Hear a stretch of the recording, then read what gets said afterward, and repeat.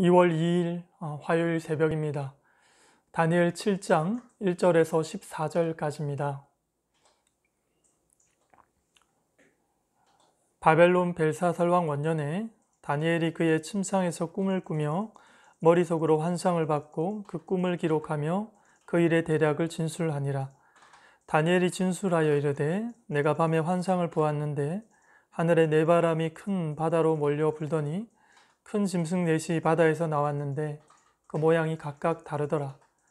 첫째는 사자와 같은데 독수리의 날개가 있더니 내가 보는 중에 그 날개가 뽑혔고 또 땅에서 들려서 사람처럼 두 발로 서게 함을 받았으며 또 사람의 마음을 받았더라.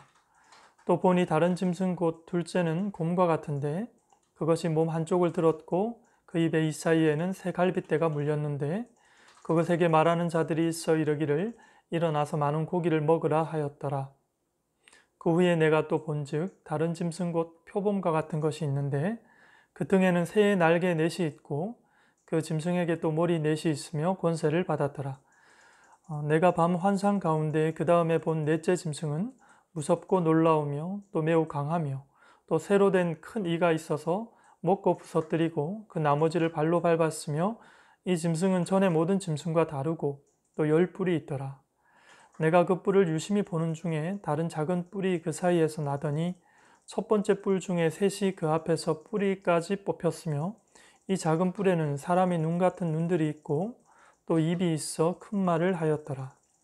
내가 보니 왕자가 놓이고 옛적부터 항상 계시니가 좌정하셨는데 그의 옷은 희기가 눈 같고 또 그의 머리털은 깨끗한 양의 털 같고 그의 보좌는 불꽃이요 그의 바퀴는 타오르는 불이며 불이 강처럼 흘러 그의 앞에서 나오며 그를 섬기는 자는 천천히요 그의 앞에서 모셔선 자는 만만이며 심판을 베푸는데 책들이 펴 놓였더라. 그때 내가 작은 뿔이 말하는 큰 목소리로 말미암아 주목하여 보는 사이에 짐승이 죽임을 당하고 그의 시체가 상한 바 되어 타오르는 불에 던져졌으며 그 남은 짐승들은 그의 권세를 빼앗겼으나 그 생명은 보존되어 정한 시기가 이르기를 기다리게 되었더라.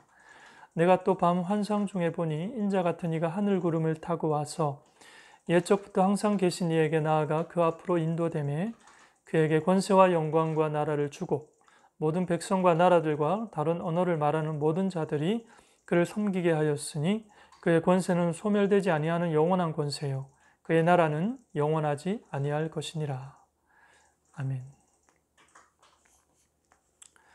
다니엘 7장부터는 이제 새로운 주제가 등장을 합니다.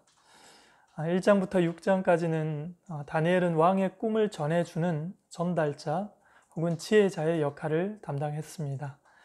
7장부터는 이제 다니엘이 하나님께 직접 환상을 받는 그런 존재로서의 역할을 합니다.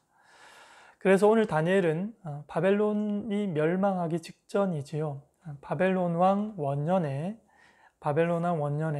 이 네 개의 나라 중 마지막 나라의 종말에 대한 집중적인 내용을 다루고 있습니다. 다니엘은 먼저 침상에서 꿈을 꾸었고요. 그리고 그 머릿속으로 환상을 봤습니다. 그가 본 환상이 이렇습니다. 하늘에서 부는 네 종류의 바람이 바다 가운데 부는데 거기에서 네 종류의 짐승이 나타나게 되면서 환상의 이야기가 시작이 됩니다. 7절에 보면 특별히 네 번째 짐승을 먼저 언급을 하는데요. 이 네 번째 짐승은 무섭고 놀라우며 매우 강하다 이렇게 표현합니다. 그리고 이 네 번째 짐승은 전에 모든 짐승과 즉 이전에 세 종류의 짐승과는 다르고 또 10개의 뿔이 나 있더라 이렇게 다니엘이 환상을 본 이야기를 설명을 합니다. 다니엘은 꿈에서 이 네 번째 짐승의 이마에 있는 10개의 뿔을 유심히 보는 중에 다른 작은 뿔이 또 하나 나더니 그 뿔에 여러 개의 눈들이 달려 있는데 그 눈들 사이에 작은 입에서 큰 소리가 나는 것을 듣게 됩니다. 근데 그 큰 소리가 소리도 크고 굉장히 거만한 말로 그렇게 들려지기 시작하는데요. 9절에 보니까 내가 보니 왕자가 놓이고 옛적부터 항상 계시니가 그렇게 작은 입으로 큰 소리를 부르는 거기에 이 옛적부터 항상 계시니가 좌정하게 되는 그 환상을 봅니다. 그래서 예적부터 항상 계신 이는 성부 하나님을 이야기합니다. 그래서 하나님께서 이 모든 것을 있게 하신 존재의 근원이시였고 또 그분은 영원하신 분이다라는 면에서 오늘 예적부터 항상 계신 이 이렇게 표현합니다. 예적부터 항상 계신 이가 나타나서 거만한 넷째 짐승을 죽이고 타는 불 속에 던져버리게 됩니다. 이 네 번째 짐승이 얼마나 악독한지요. 하나님이 오셔서 그를 타는 불 속에 던져버리기 직전까지 이 악행을 행합니다. 아주 하나님을 아주 직접적으로 대적을 하는 것이죠. 이 네 종류의 짐승은 이 네 개의 왕국, 이 제국을 의미합니다. 그래서 그 중에 유독 이 네 번째 왕국의 멸망을 먼저 다루는 이유가 있습니다. 이 네 번째 왕국의 멸망은요, 이 네 번째 짐승이 하나님을 직접적으로 대적했던 제국이었습니다. 그래서 처음 세 제국과는, 세 짐승과는 근본적으로 좀 다른 그런 구별되는 짐승이었기 때문에 먼저 다룹니다. 그리고 12절에 보면은요, 그 앞에 세 나라의 멸망에 대한 예언이 나오는데, 다른 세 짐승은 권세를 빼앗겼지만 생명은 어느 정도 일정 기간 동안 생명이 유지됩니다. 그런데 이 네 번째 짐승은 상대적으로 멸망과 동시에 생명까지도 빼앗기게 되는 그런 특징이 있죠. 그래서 정한 기간 동안 생명은 보존되는 것인데 이들은 이미 권세는 잃었지만 생명은 잃지 않아서 일정 기간 이 악한 세력들이 우주 질서에 대한 위협을 계속적으로 감행하게 됩니다. 오늘날로 표현하면 예수님께서 사실은 영적 전쟁에서 완전한 승리를 거두셨죠. 그러나 그의 잔존 세력이 이 땅에 남아서 예수를 신뢰하고 따르는 자들을 괴롭히죠.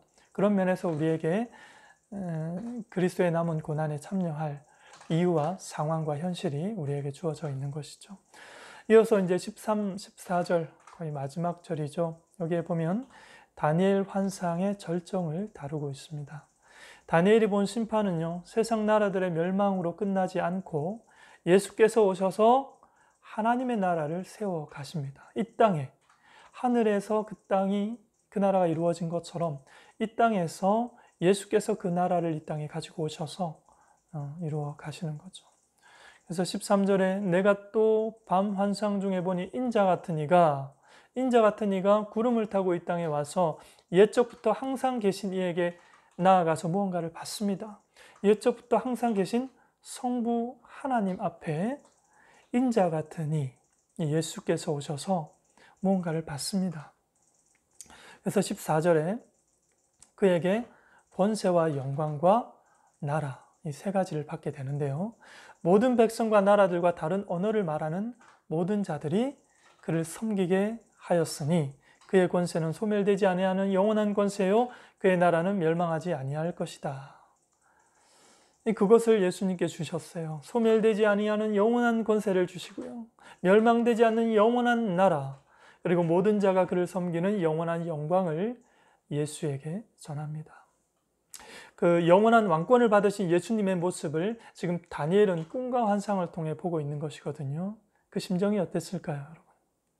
13절에 예수님이 왜 인자 같은 이라고 예수님을 표현했었을까요?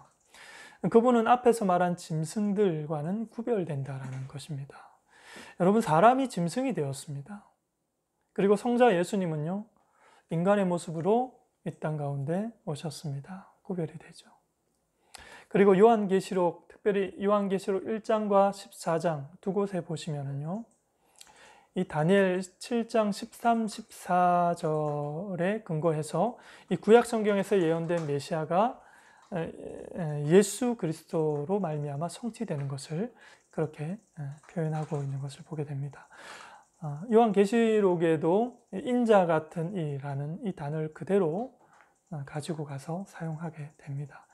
다니엘서의 13, 14절에 대한 해석이 요한계시록 1장과 14장에서 그것이 그것이다 라는 것을 확인하게 되는 것이죠. 정리하면 이렇습니다. 구약의 메시아 예언은요, 예수님 안에서 성취되고 예수님은 하나님이 부여하신 권위를 가지고 교회에 관한 말씀과 이 종말에 관한 계시를 선포하셨다라는 거죠. 그래서 예수 그리스도로 말미암아 이 땅에 하나님 나라가 시작되었습니다. 이 땅의 나라와는 구별되는 새로운 나라요. 그의 나라가 예수로 말미암아 이 땅에 임했다는 것이죠. 그런데 1차적으로 그 나라는요, 장소적인 개념으로 우리가 볼 수 있는 것이 아니라 통치적 개념으로 그 나라를 볼 수가 있는 것이 특징입니다.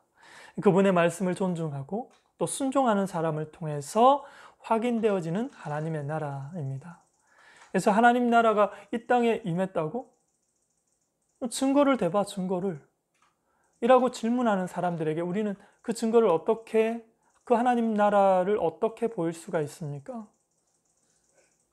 하나님의 권위를 인정하는 저와 여러분들, 그 말씀에 순종하는 삶을 통해 봐봐, 하나님 나라가 이 땅에 임했잖아 라고 보일 수 있는 것이죠. 그렇게 우리는 순종을 통해서 불신자들에게 성경이 하나님의 말씀인 것을 증명함과 동시에 우리는 또 어떤 혜택을 누립니까? 우리는 하나님 나라를 이 땅에서부터 살아가는 그런 혜택을 하나님의 자녀된 저와 여러분이 누리게 되는 것입니다.